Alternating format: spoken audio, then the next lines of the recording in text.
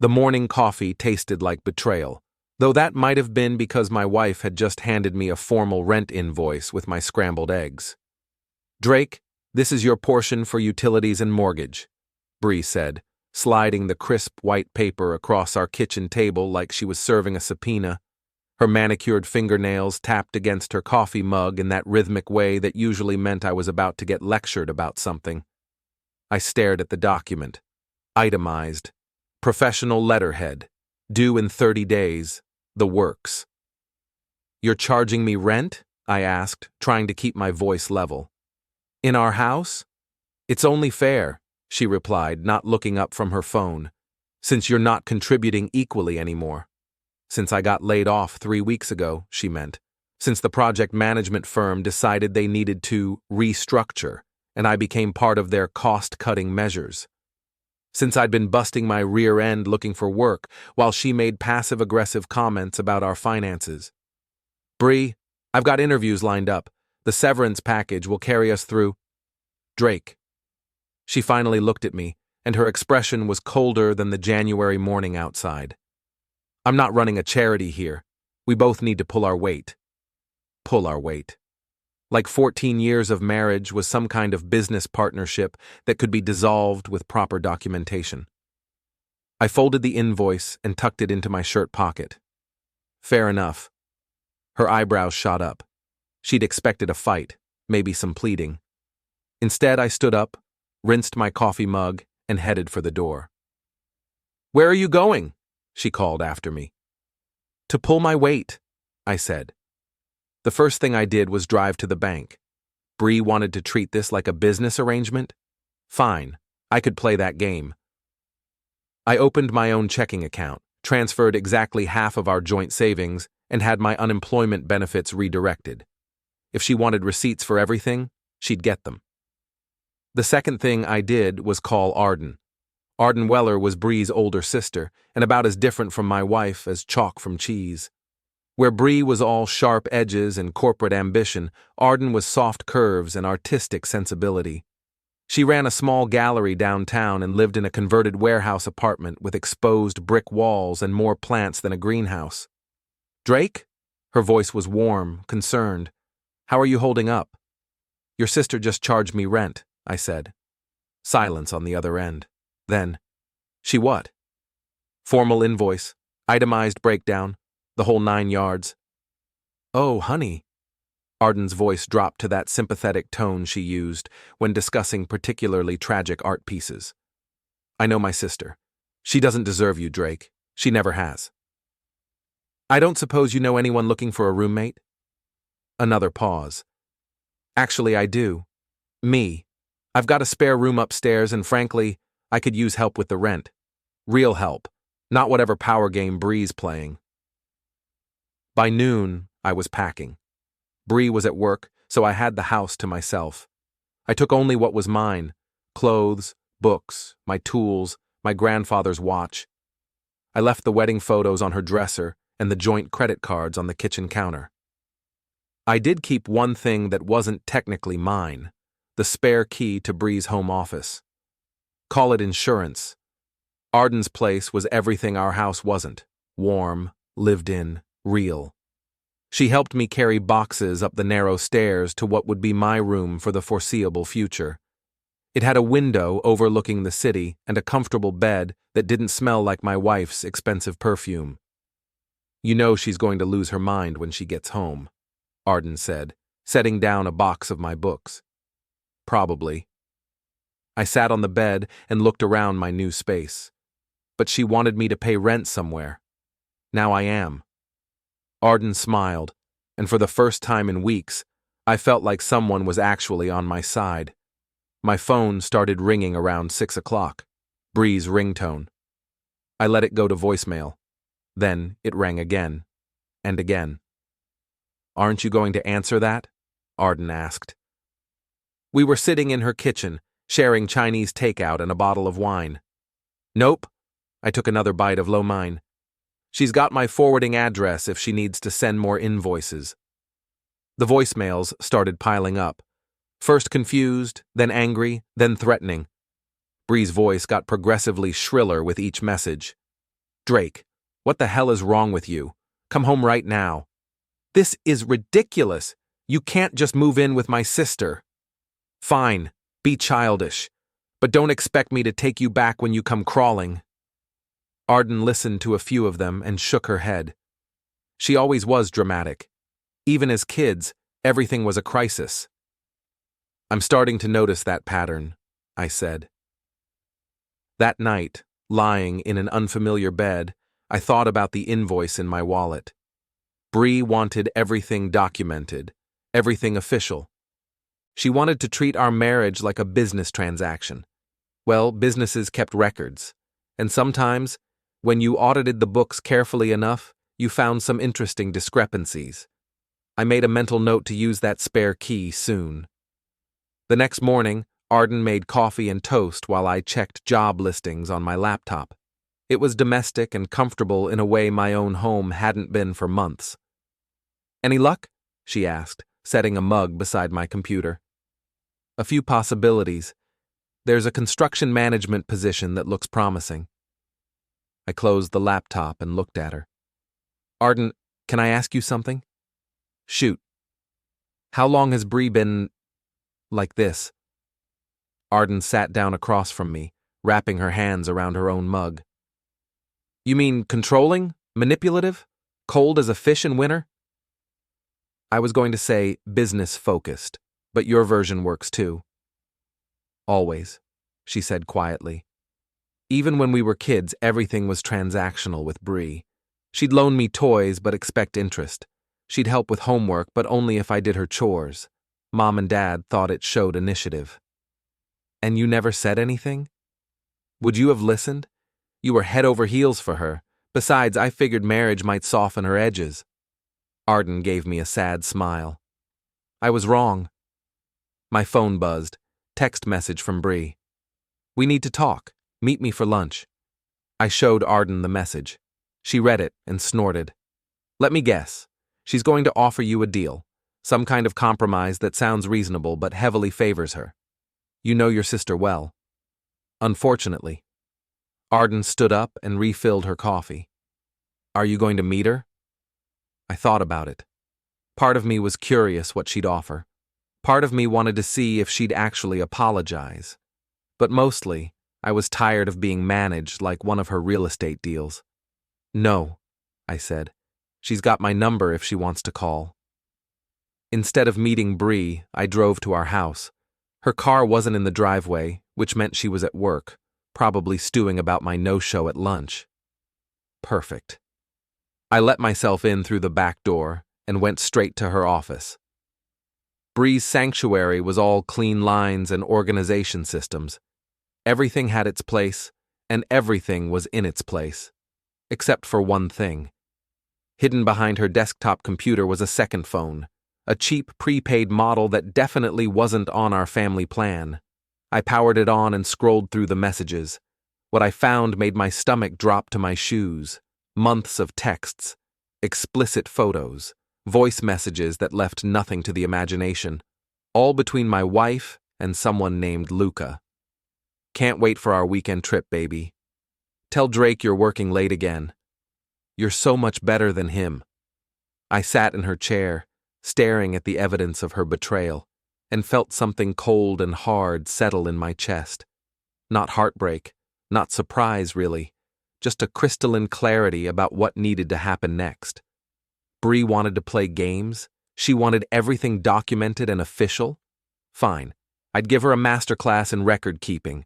I photographed every message, every photo, every call log. I memorized Luca's number and noted the dates of their business trips that corresponded with my wife's supposed work conferences.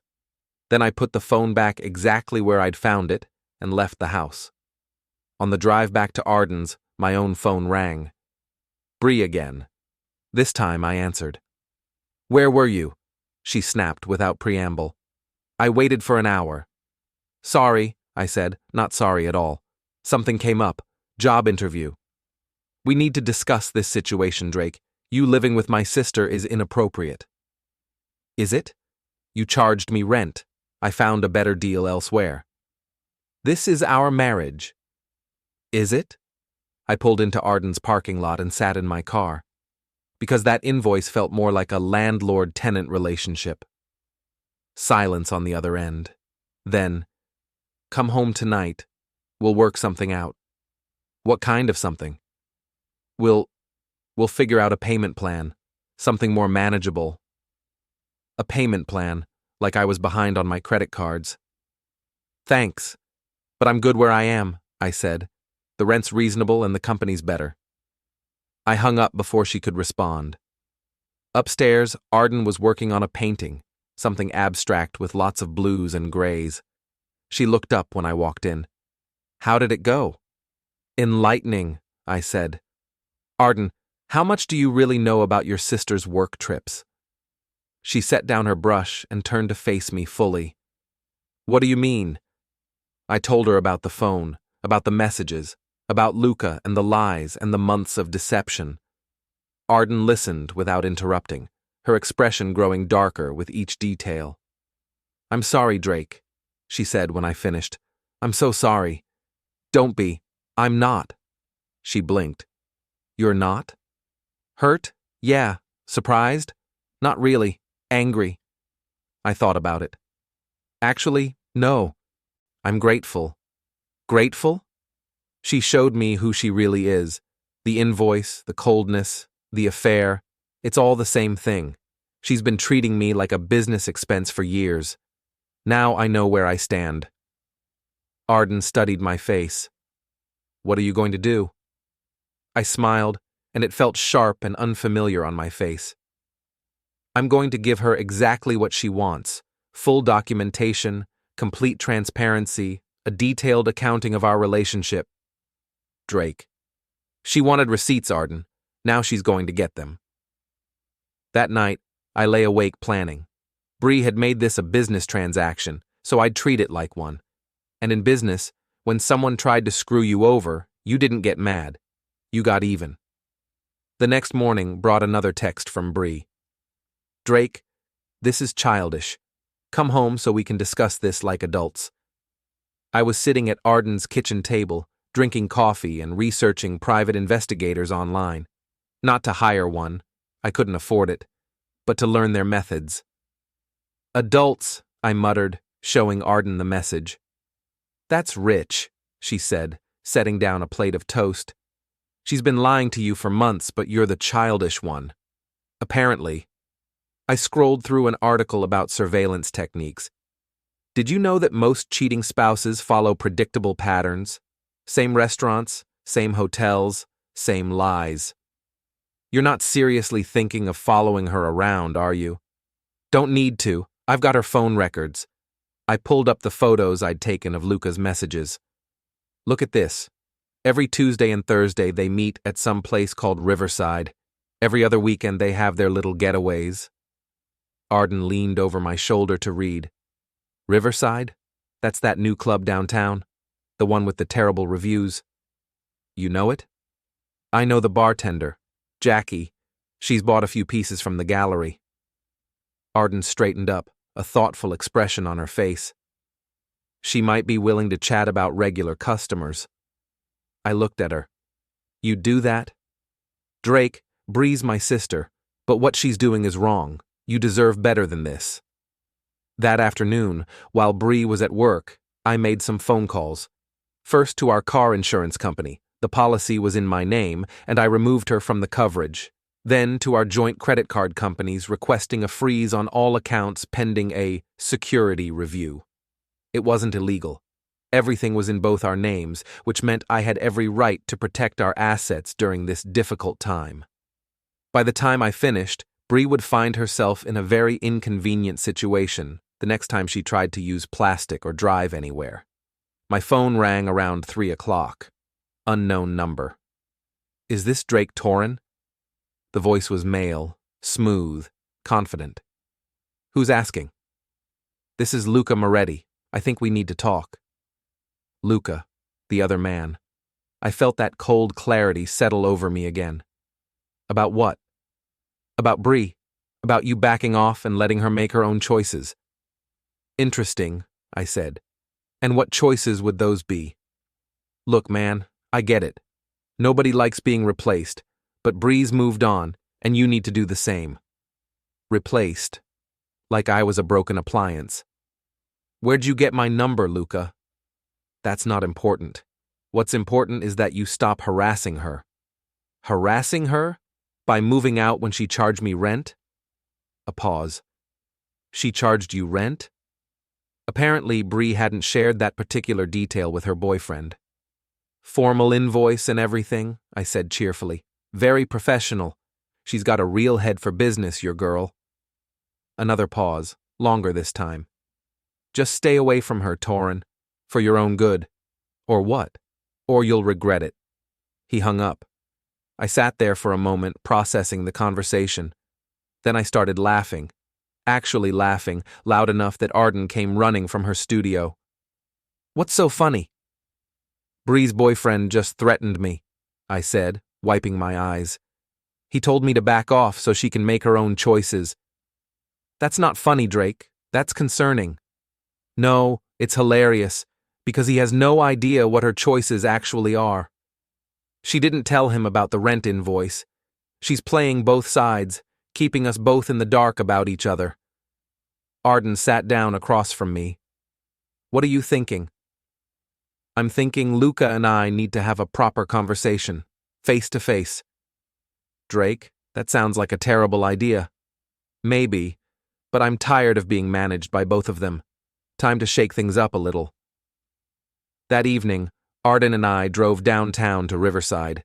It was exactly as advertised. A wannabe upscale club that was trying too hard and failing badly. The kind of place that attracted people who wanted to feel sophisticated, but couldn't afford actually sophisticated venues. Perfect for Bree, in other words. Jackie, the bartender, was a woman in her 50s with silver hair and knowing eyes.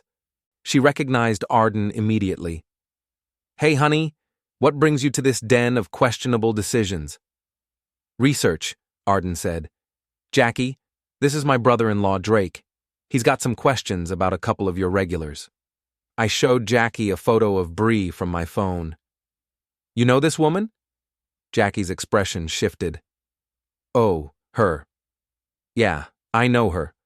Comes in twice a week with some slick guy in expensive suits, tips terribly and treats the waitstaff like servants. How long has this been going on? 6 months, maybe more. Always the same routine. They get a corner booth, she drinks wine, he drinks whiskey, they paw at each other like teenagers. Jackie made a disgusted face. She wears a wedding ring, but she always takes it off when they sit down. 6 months. Longer than I'd thought. The guy she's with, I said. Tall, dark hair, probably drives something flashy. Red Corvette, Jackie confirmed. And yeah, he's a real piece of work. Loud, obnoxious, always talking about his business deals. Keeps trying to impress her with stories about how much money he makes. What kind of business? Construction, I think? Or maybe real estate. Something where he wears hard hats in his Instagram photos, but his hands have never seen actual work. I thanked Jackie and left her a generous tip. As we walked back to the car, Arden was quiet. You okay? I asked. I keep thinking about family dinners, she said. All those times Bree would check her phone and claim it was work. All those business trips she'd brag about. She's been lying to everyone, not just me.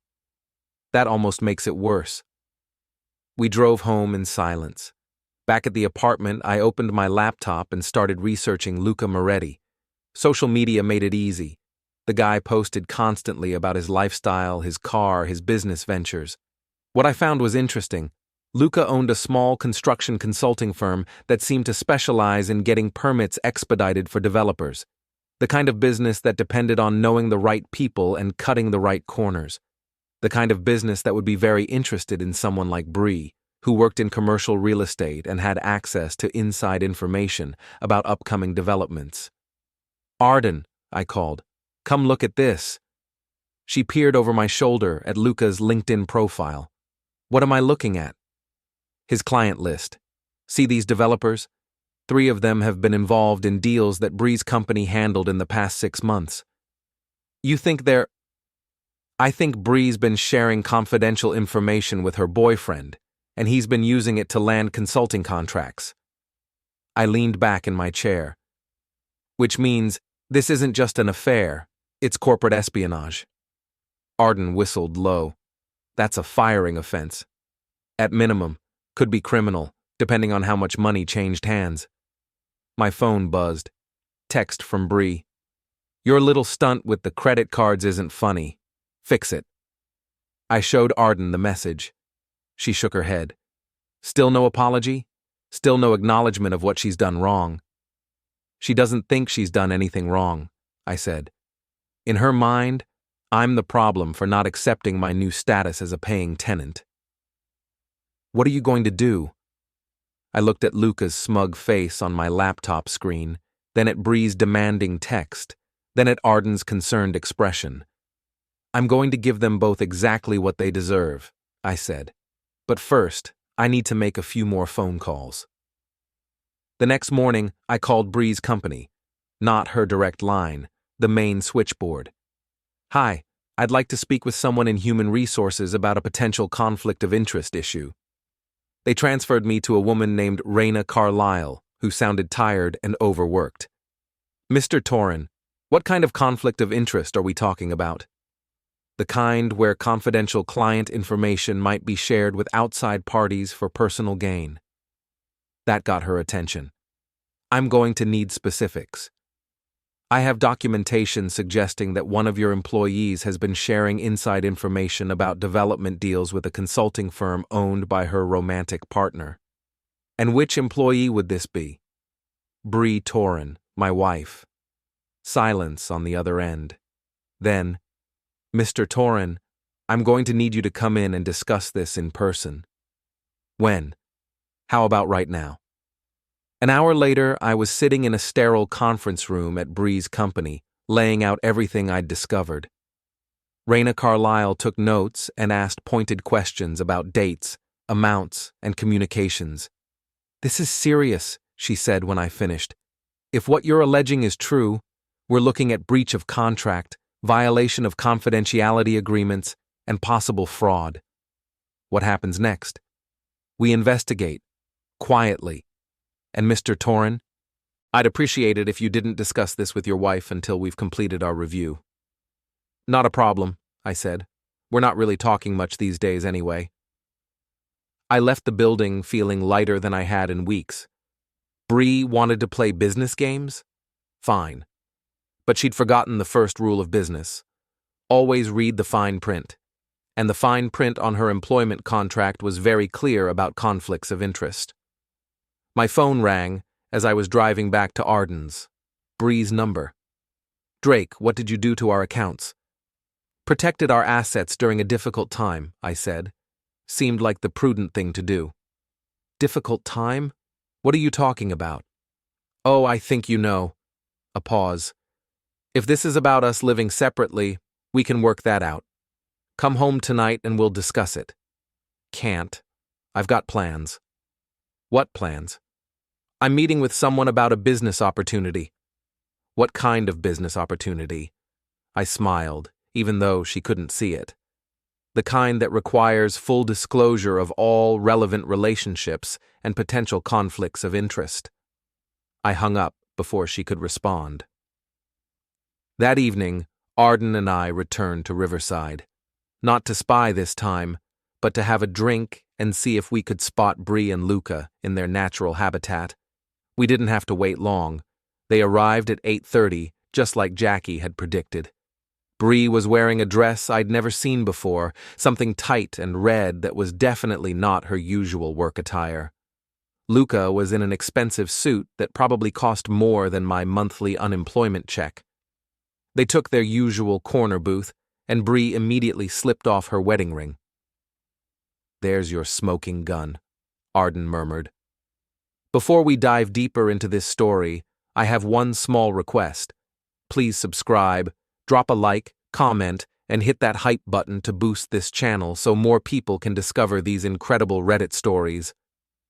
I watched my wife laugh at something Luca said, watched her lean across the table to touch his hand, watched her play the role of available woman for a man who was using her for inside information. And I felt nothing. No anger, no jealousy, no heartbreak. Just a cold, clinical assessment of the situation and what needed to be done about it. "Drake?" Arden's voice was concerned. "You're scaring me a little." "Why?" "Because you look like you're planning something." I turned to her and smiled. "I am. I'm planning to give them both exactly what they want." "Which is?" "Each other, exclusively, permanently, and publicly." Arden studied my face. "That doesn't sound like forgiveness." "It's not," I said. "It's justice." On the way home, I outlined my plan. It was simple, elegant, and completely legal. More importantly, it would give Bree and Luca exactly what they'd been working toward, a relationship free from the inconvenience of my presence. Of course, it might also cost them their jobs, their reputations, and their standing in the community. But that was just business. The next morning, I woke up with the kind of clarity that comes from having a plan. A real plan. Not just the angry fantasies of a betrayed husband, but a methodical approach to solving a complex problem. Bree had made this a business transaction. Luca had made it a territorial dispute. Neither of them had considered that I might be better at both games than they were. My phone showed 3 missed calls from Bree and 2 text messages. I read them while drinking coffee in Arden's kitchen. "Drake, we need to talk. This is getting out of hand. Call me back. Now." Arden looked over my shoulder. "She sounds stressed." "Good. Stress makes people careless." "What's the next step?" I pulled up Luca's social media on my phone. "Your friend Jackie mentioned he posts constantly about his lifestyle. Look at this." I showed her his latest Instagram story, a photo of an expensive watch with the caption, "Time is money and business is good." "Tacky," Arden observed, "but useful. See the timestamp? Posted 20 minutes ago. And look at the background. That's the coffee shop 3 blocks from Bree's office." So Luca's in the neighborhood, probably meeting Bree for breakfast before work, which means his car is parked nearby. Arden's eyes widened. "Drake, please tell me you're not planning to vandalize his car." "Nothing so crude," I said. "I'm just going to leave him a note." "What kind of note?" I smiled and showed her what I'd typed on my phone. "Hi, Luca. We should meet. I have some information about Bree that you might find interesting. Drake. You're going to tell him about the rent invoice. Among other things. Let's see how committed he is to this relationship when he learns what kind of person he's really dealing with." I found Luca's red Corvette parked outside the coffee shop, just as predicted. The note went under his windshield wiper, along with my phone number, and a suggestion that he call me by noon if he wanted to avoid an unpleasant surprise. Then I drove to the office building where Bree worked and settled in to wait. She emerged at 11:30, walking fast and checking her phone constantly. Her car, the one without insurance thanks to my call yesterday, was parked in the employee garage. I watched her try to start it, fail, try again, then get out and pop the hood. I disconnected the battery cable. Nothing permanent, nothing that couldn't be fixed in 5 minutes with the right tools. But Bree didn't have the right tools. My phone rang. "Luca." "What do you want?" he snapped. "To have a conversation. Like adults. I told you to stay away from Bree. And I told you she's my wife. But that's not why I'm calling." A pause. "What are you talking about?" "I'm talking about the fact that you don't know her as well as you think you do. Meet me at Riverside tonight at 8. Come alone." "Why would I do that?" "Because if you don't, I'm going to share some very interesting information with your business associates. Information about how you really landed those consulting contracts." Silence. Then, "You don't know what you're talking about." "Luca, I know exactly what I'm talking about. 8 o'clock. Don't be late." I hung up and called Arden. "Phase 1 complete," I said. "How do you feel about attending a very awkward dinner tonight?" "Should I be worried?" "Not about your safety. But you might want to bring a camera. That afternoon, I received a text from Bree. My car won't start and you've frozen our accounts. This is harassment. I replied, have you tried calling Luca? I'm sure he'd be happy to help. Her response came immediately. How do you know about Luca? Finally. Acknowledgement. Same way I know about Riverside. Same way I know about the confidential information you've been sharing. Same way I know about a lot of things, Bree. My phone rang 30 seconds later. Drake, where are you? We need to talk right now. Can't. I'm busy. Busy with what? Research. Did you know that corporate espionage can be prosecuted under federal law? Fascinating stuff. The line went quiet. Then, I don't know what you think you know, but I know you've been passing inside information to your boyfriend so he can bid on consulting contracts. I know you've been lying about business trips. I know you take off your wedding ring when you're with him. I paused. And I know you charged your husband rent the day after he lost his job. Drake? That last one's my favorite, by the way. Really shows what kind of person you are. I hung up. At 7:30, Arden and I arrived at Riverside. Jackie was working again, and she gave us a knowing look when we took a table with a clear view of the corner booth where Bree and Luca usually sat. This is really happening, Arden said, checking her phone's camera function. Having second thoughts? About helping you? No. About my sister, every day for the past 20 years. Luca arrived first, looking nervous and checking his phone constantly. He ordered a whiskey and sat facing the door, clearly uncomfortable. Bree showed up 10 minutes later, and her expression when she saw Luca was priceless. Confusion, then alarm, then anger as she realized what was happening. I watched them have a heated conversation from across the room. Luca was gesturing angrily, probably demanding to know why she hadn't told him about the rent invoice. Bree was trying to calm him down, but her body language was defensive, cornered. Perfect. I stood up and walked over to their booth. Evening, folks. Mind if I join you? Bree's face went white. Drake, what are you doing here? Having a drink with my wife and her business partner. I slid into the booth next to Luca, who tensed like he was considering violence. Relax, Luca. We're all adults here. You need to leave, Luca said through gritted teeth. Actually, I need to stay. See, Bree and I have some things to discuss, and since you're part of the conversation, you should hear this too. What conversation? Bree's voice was strained. I pulled out my phone and set it on the table. The one about how you've been sharing confidential client information with Luca here so he can land consulting contracts. The one about how you've been lying to both of us for months. The one about how you charged me rent and then told your boyfriend I was harassing you. Luca turned to stare at Bree. You charged him rent? It's complicated, Bree said quickly. No, it's not, I said. It's actually very simple. You wanted me gone so you could be with Luca, but you didn't want to be the bad guy who left her husband. So you made living with you so unpleasant that I'd leave on my own. That's not... And you, I turned to Luca, have been using inside information from Bree to bid on consulting contracts, which is fraud. But I'm guessing you didn't tell her that part, did you? Luca's jaw was clenched so tight I thought he might crack a tooth. You don't know what you're talking about. Sure I do. I talk to your clients. Amazing how cooperative people become when you mention federal investigations.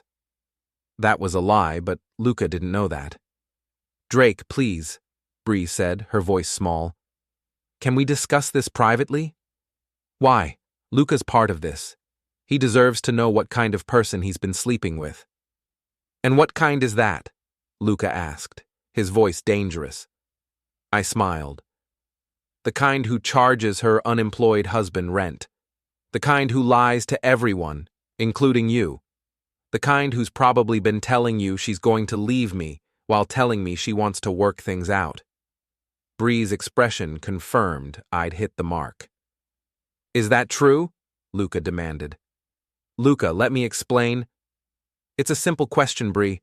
Have you been lying to me? The silence stretched out. Around us, the bar continued its normal rhythm, but our little corner had become a pocket of tension. "She's been lying to everyone," I said finally. "It's what she does. It's who she is." Luca stood up abruptly. "I'm done with this." "Luca, wait!"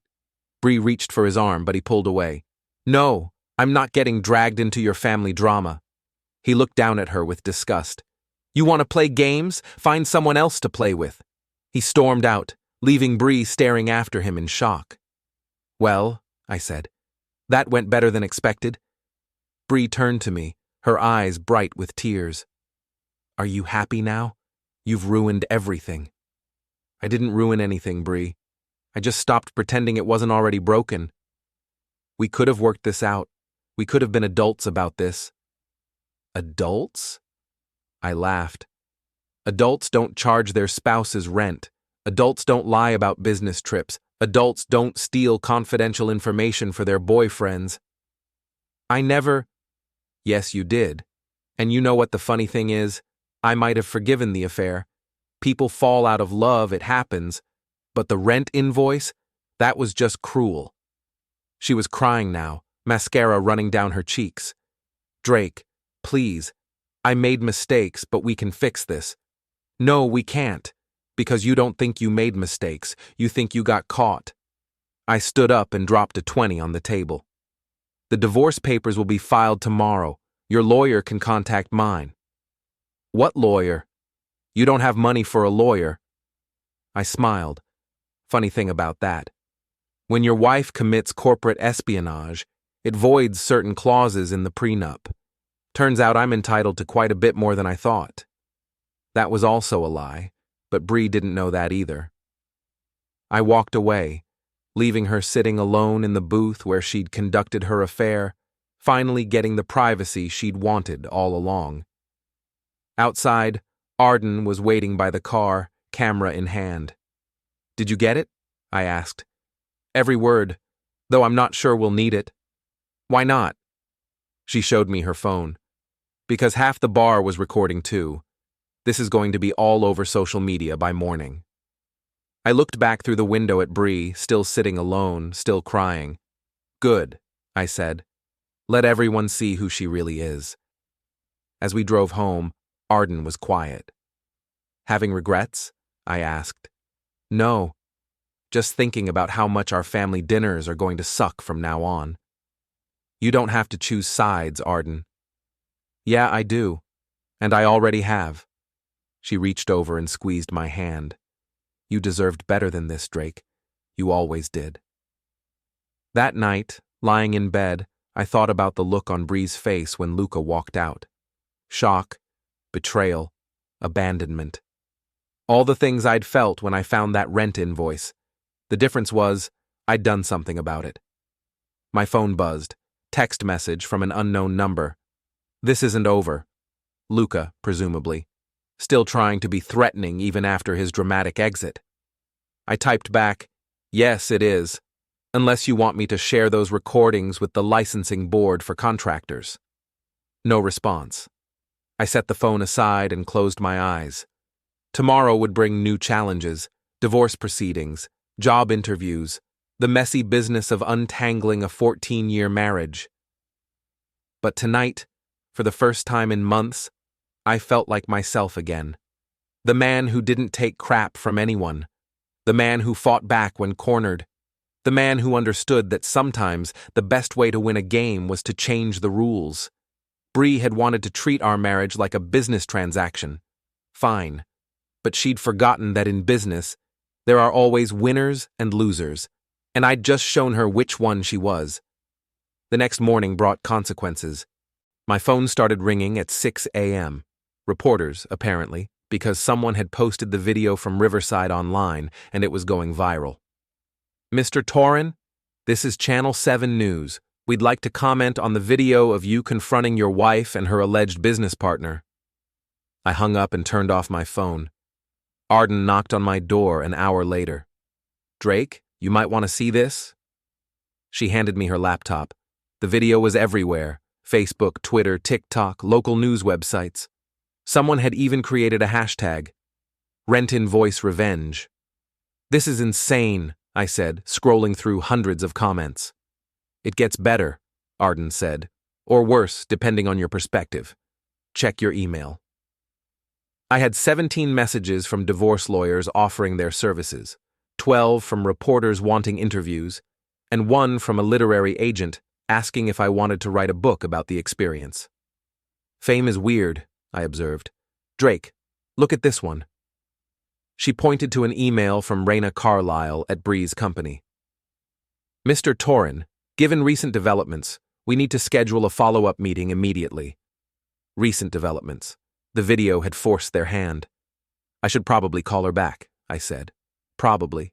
But first, you should know that Bree's been trying to reach you. She called here 3 times this morning. What did you tell her? That you were unavailable for comment. Arden grinned. I may have been watching too much news coverage. I called Raina Carlisle first. She sounded tired and stressed. Mr. Torin, I'm not going to ask you about the video that's circulating online, but I need you to come in today to finalize your statement about the alleged information sharing. What's the timeline on your investigation? Given the public nature of this situation, we're expediting the process. Can you be here at 10? I'll be there. The second call was to a divorce lawyer named Patricia Henley, who'd left the most professional-sounding voicemail.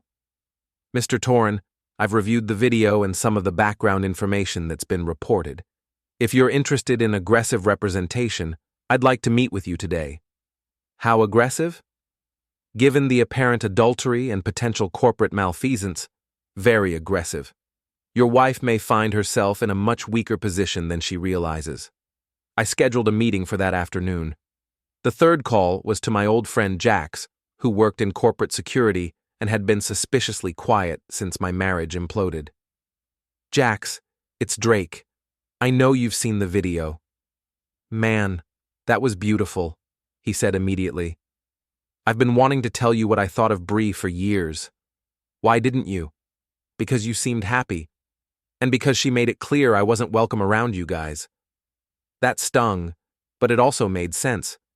Bree had been systematically isolating me from friends who might have noticed her behavior patterns. Well, she's not in charge anymore, I said. You free for lunch? Absolutely. And Drake? I'm proud of you, man. You handled that perfectly. At 10 o'clock, I was back in the conference room at Bree's company, this time with a much more serious audience. Raina Carlisle was there, along with a man in an expensive suit who introduced himself as the company's general counsel. Mr. Torin, the lawyer said, we've completed our preliminary investigation into your allegations, and we found sufficient evidence to terminate Mrs. Torin's employment immediately. What kind of evidence? Email records showing confidential client information being shared with external parties. Phone records confirming regular communication with Mr. Moretti during business hours. Financial records showing that Mr. Moretti's company received contracts shortly after these communications. Raina slid a document across the table.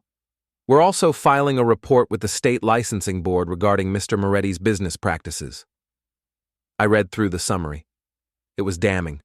Months of systematic information sharing, clear patterns of communication preceding contract awards, violations of multiple confidentiality agreements. What happens to Bree? Terminated for cause, effective immediately. No severance, no references, and we're considering legal action to recover damages. And Luca? That's up to the licensing board and potentially federal prosecutors, depending on the dollar amounts involved. I signed my statement and left the building feeling oddly deflated. I'd wanted consequences for their actions, but seeing it laid out in corporate legal language made it feel more real and more serious than I'd anticipated. My phone had 17 missed calls, all from Bree's number. I didn't call back. Lunch with Jax was exactly what I needed. Normal conversation with someone who knew me before my life became a social media sensation. So what's the plan now? He asked over burgers and beer. Divorce, job hunting, trying to figure out how to be single in my 40s. And Arden? I looked at him sharply. What about Arden? Come on, man. I've seen how you look at her, and how she looks at you. She's Bree's sister. So, Bree forfeited any claim to family loyalty when she started charging you rent. I thought about that while Jax talked about his work, his recent divorce, the weird experience of starting over in middle age. He was right about Arden. There was something there, something that had been growing since I moved into her spare room. But it was complicated. Everything was complicated now. At 3 o'clock, I met with Patricia Henley, the divorce lawyer. She was a small woman with sharp eyes and an aggressive handshake. Mr. Torren, I've done some preliminary research into your situation, and I have good news and bad news. Bad news first. The bad news is that this is going to be messy in public. The video has made your personal life a matter of public interest, and that's going to complicate proceedings. And the good news? The good news is that your wife has virtually no leverage. Adultery, corporate malfeasance, and what appears to be financial abuse, charging a spouse rent during unemployment, all work heavily in your favor. She outlined a strategy that was aggressive but fair, 50-50 split of assets, no alimony given the adultery, and a clean break with no ongoing obligations. How long will this take? Given the evidence and her weakened position, I'd expect her to settle quickly, maybe 60 days. And if she doesn't settle? Patricia smiled, and it wasn't a nice expression. Then we go to trial, and all of this becomes even more public. Trust me, she doesn't want that. I signed the retainer agreement and walked out into the late afternoon sun, feeling like I'd finally taken control of my life again. My phone rang. Arden. Drake, where are you? Downtown. Just finished with the lawyer. Why? Because Bree is here and she's not doing well. I could hear crying in the background, loud and dramatic. What does she want? To talk to you. She says she'll wait until you get home. Home. Arden's apartment was starting to feel more like home than the house I'd shared with Bree for 5 years. I'll be there in 20 minutes. Drake? Be careful. She's not acting rational. When I arrived at the apartment, I could hear Bree's voice through the door, high-pitched, frantic, desperate.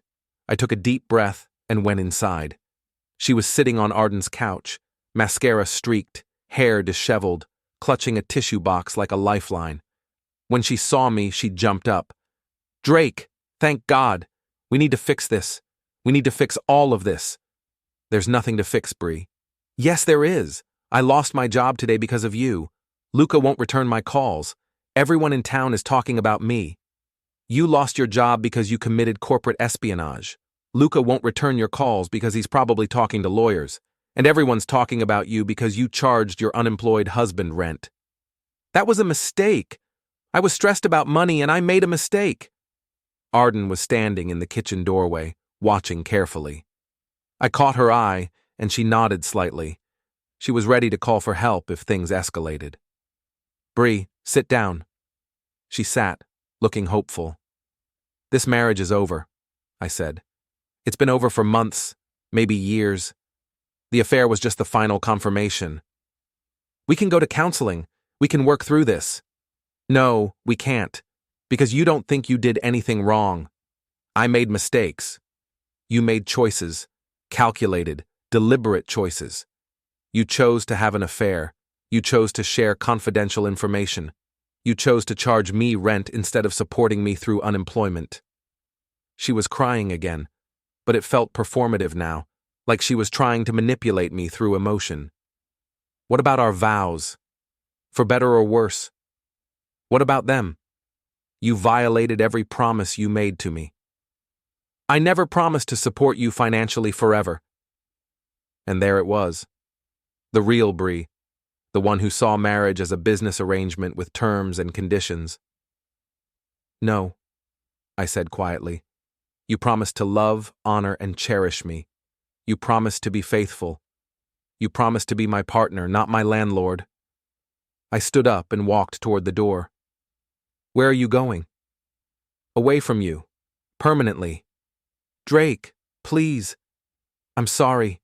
I'm really, truly sorry. I turned back to look at her one last time. No, you're not.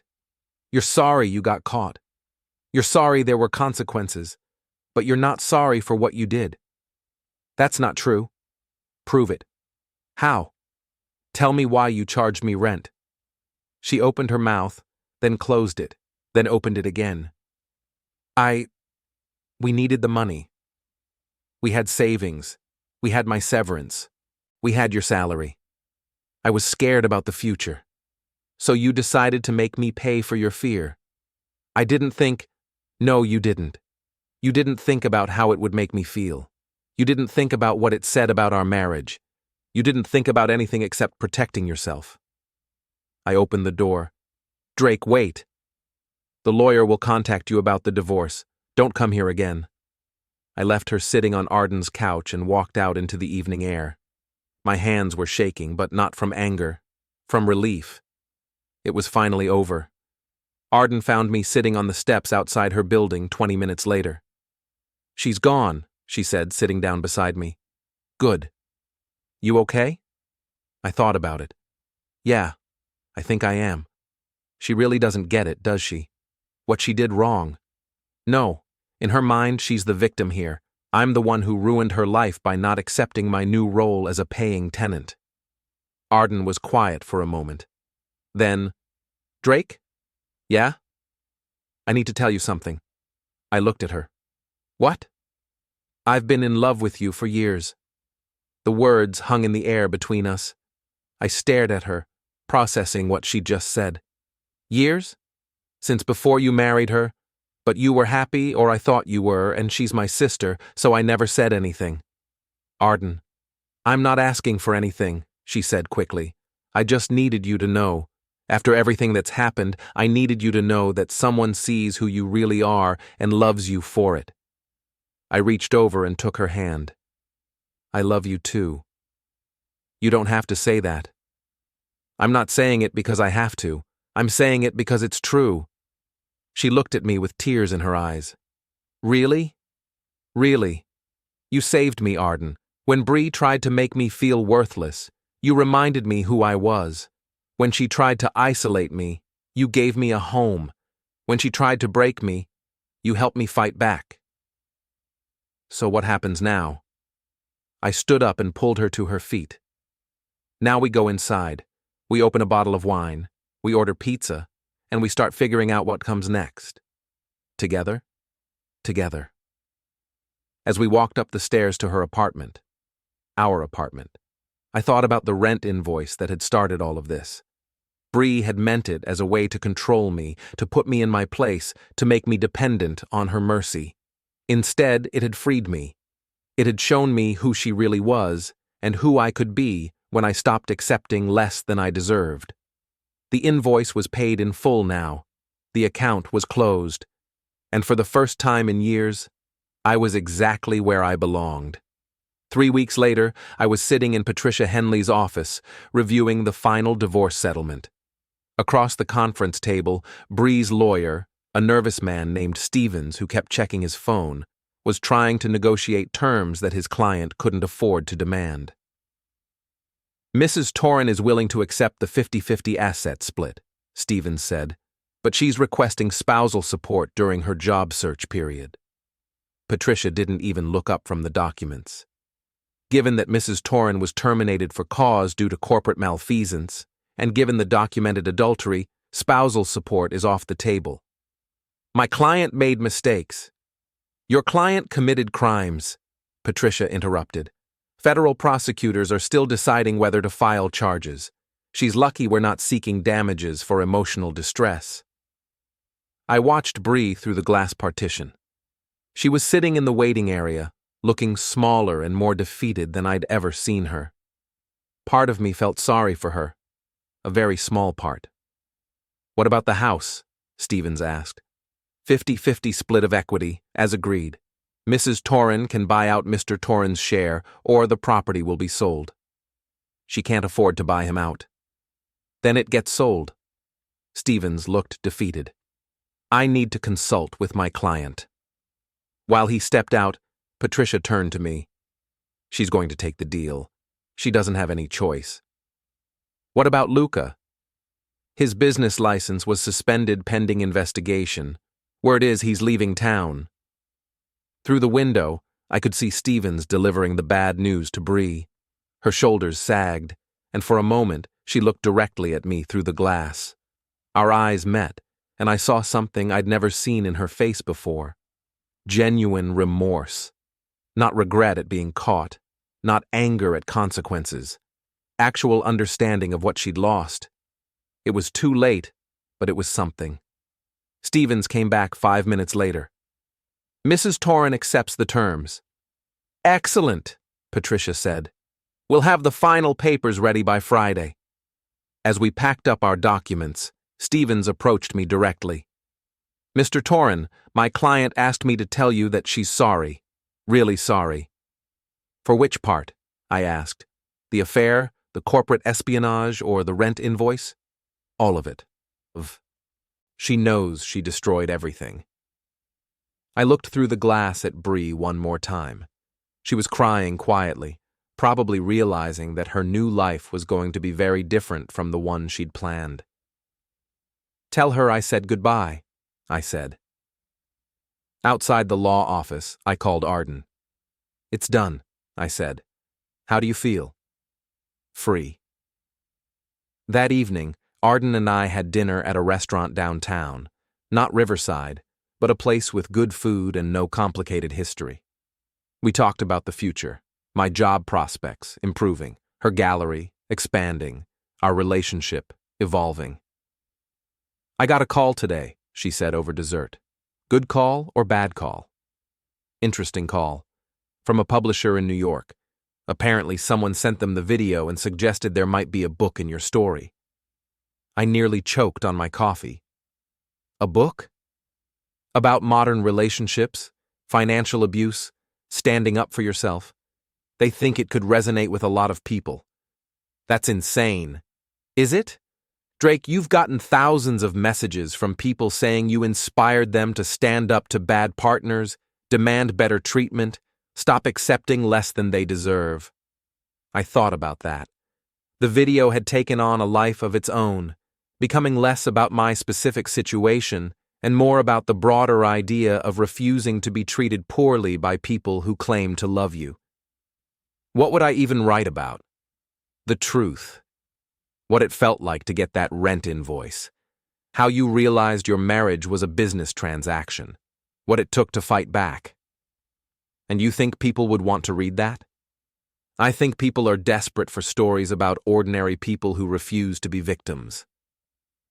That night, lying in bed next to Arden, I thought about the strange journey that had brought me here. 6 months ago, I'd been an unemployed project manager married to a woman who saw me as a liability. Now, I was a minor internet celebrity with a book deal possibility and a relationship with someone who actually valued me. The rent invoice was framed on Arden's kitchen wall now, a reminder of how quickly life could change when you stopped accepting unacceptable behavior. My phone buzzed. Text message from an unknown number. Saw the news about your divorce. Congratulations. You deserve better. Jackie from Riverside. I smiled and showed the message to Arden. You've got fans, she said. Weird fans. The best kind. The next morning brought another surprise. A call from a local news station wanting to do a follow-up story about the rent invoice divorce and its aftermath. Mr. Torren, we'd like to interview you about how this experience has changed your perspective on relationships and self-worth. I'm not sure I'm the right person for that conversation. Actually, you're exactly the right person. You're someone who was in a bad situation and found a way out. That's inspiring. I agreed to the interview, partly because Patricia thought it would be good for my image during the divorce proceedings, but mostly because I wanted to say something that might help other people in similar situations. The interview was scheduled for the following week, at Arden's gallery. The reporter, a woman named Michelle Torres, was professional and thoughtful. Tell me about the moment you received that rent invoice, she said. It was clarifying, I said. Suddenly everything made sense. All the little ways she'd been treating me like a burden instead of a partner. The invoice just made it official. What would you say to someone who's in a similar situation? I thought about that carefully. I'd say that love doesn't come with invoices.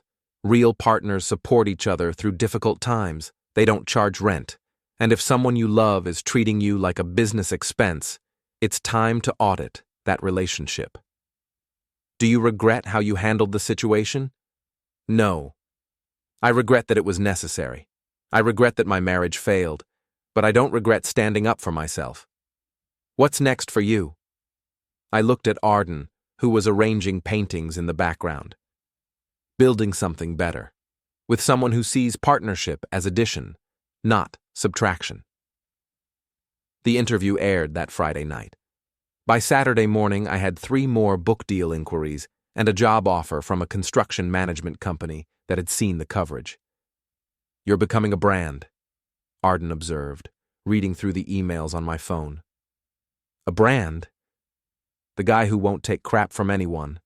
The man who stands up for himself. It's appealing. That's who I always was. I just forgot for a while. Well, now you remember. On Sunday, we drove past the house I'd shared with Bree. There was a "for sale" sign in the front yard, and her car wasn't in the driveway. Any regrets? Arden asked. I looked at the house where I'd spent 5 years trying to make someone happy who was determined to be miserable. Where I'd walked on eggshells and accepted blame for things that weren't my fault. Where I'd slowly lost myself trying to be what someone else wanted. No, I said. No regrets. We drove back to Arden's apartment, our apartment, and spent the afternoon working on the book proposal that the publisher had requested. The working title was The Rent Invoice, A Story of Financial Abuse and Fighting Back. Chapter 1, I typed. The morning coffee tasted like betrayal, though that might have been because my wife had just handed me a formal rent invoice with my scrambled eggs. Arden read over my shoulder. Perfect opening. You think? I think it's exactly what people need to hear. That they don't have to accept unacceptable treatment. That they can fight back. That they can win. I saved the document and closed the laptop. Outside, the sun was setting over the city, painting everything in shades of gold and orange. Arden? Yeah? Thank you. For what? For seeing me. For believing in me. For giving me a place to land when everything fell apart. She kissed me, soft and sweet and full of promise. Thank you for landing here, she said. That night, as I was falling asleep, I thought about Bree somewhere across town, probably in a small apartment, probably alone, probably finally understanding what she'd thrown away. I hoped she learned something from this experience. I hoped she became a better person. But mostly, I hoped I never had to think about her again. The rent was paid. The account was closed. The loyalty was mine. And that, as they say, was all she wrote. The book deal came through in March. The rent invoice would be published the following spring with a promotional tour and everything. The advance was enough to buy a small house with Arden, something with good light for her art and space for my home office. The job at Morrison Construction was everything I'd hoped for, challenging projects, decent pay, colleagues who respected my experience. My boss, Tom Morrison, had hired me partly because of the publicity, but kept me because I was good at what I did. You know, he said one afternoon, half our new clients mention that video when they call. They want to work with the guy who stood up to his wife. That's weird. That's marketing. Own it. The divorce was finalized in April. Bree moved to another state, apparently to stay with relatives while she figured out her next steps. I heard through mutual acquaintances that she was working as a receptionist somewhere, trying to rebuild her career from the ground up. Luca's business license was permanently revoked. The federal prosecutors decided not to file charges, but his reputation in the industry was finished. Last I heard, he was selling cars in Florida. The house sold quickly. After paying off the mortgage and splitting the proceeds, I had enough for a down payment on something better. Arden and I found a place in the Arts District, a converted warehouse with exposed brick walls and huge windows. It felt like home from the moment we walked through the door. "This is it," she said, standing in what would become her studio. "You sure?" "I'm sure. Question is, are you?" I looked around the space, imagining our life there. Morning coffee in the kitchen, evenings working on our respective projects, friends over for dinner, a real partnership with someone who valued what I brought to the relationship. "I'm sure," I said. We moved in together officially in June. No rent invoices, no business arrangements, just two people who loved each other building something together. The book came out the following spring to surprisingly good reviews and solid sales. I did interviews on morning shows and podcasts, always telling the same story: that love doesn't charge rent, that partners support each other, that everyone deserves to be treated with respect. The message seemed to resonate. I got letters from people who'd left bad relationships, stood up to financial abusers, demanded better treatment from people who claimed to love them. "You started something," Arden said, reading through a stack of fan mail. "I just told the truth." Sometimes that's enough. One letter stood out from the rest. It was from a woman named Sarah in Ohio.